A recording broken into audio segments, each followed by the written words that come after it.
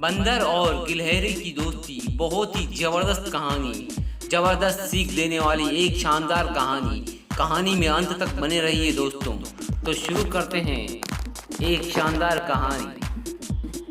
बहुत समय पहले की बात है। एक जंगल में एक बंदर और गिलहरी रहते थे। एक दिन बंदर एक पेड़ पर बैठा था। उसकी पूंछ बहुत लंबी थी, इतनी लंबी थी कि वह जमीन तक लटक रही थी। बंदर मजे से पेड़ पर बैठा था। गिलहरी जमीन पर उछल कूद कर रही थी। तभी गिलहरी को लटकती हुई पूंछ दिखाई दी। वह उस पूंछ पर चढ़ गई और झूला झूलने लगी। उसे बहुत ही मजा आने लगा। गिलहरी के झूलने से बंदर की पूंछ में गुदगुदी होने लगी। उसने नीचे की ओर देखा तो देखा कि उसे पूंछ पर गिलहरी उछल कूद करते दिखाई दी। वह हंसकर बोला, गिलहरी, तुम मेरी पूंछ पर क्यों झूल रही हो?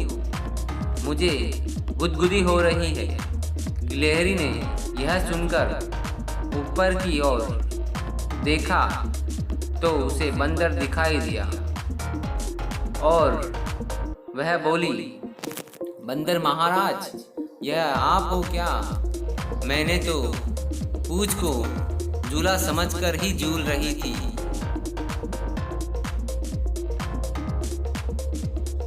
मुझे झूलने में मजा आ रहा था तो मैं झूलने लगी। मुझे इसमें बड़ा ही मजा आ रहा था। यह सुनकर बंदर जोर जोर से हंसने लगा। गिलहरी भी पूंछ छोड़कर पेड़ की डाली पर चढ़कर बंदर के साथ बैठ गई और दोनों में पक्की और गहरी दोस्ती हो गई। दोनों मजे से बातें करने लगे। कहानी से हमें यह सीख मिलती है दोस्तों, हमें आपस में हमेशा प्रेम से रहना चाहिए। कहानी अच्छी लगी तो शेयर जरूर करें।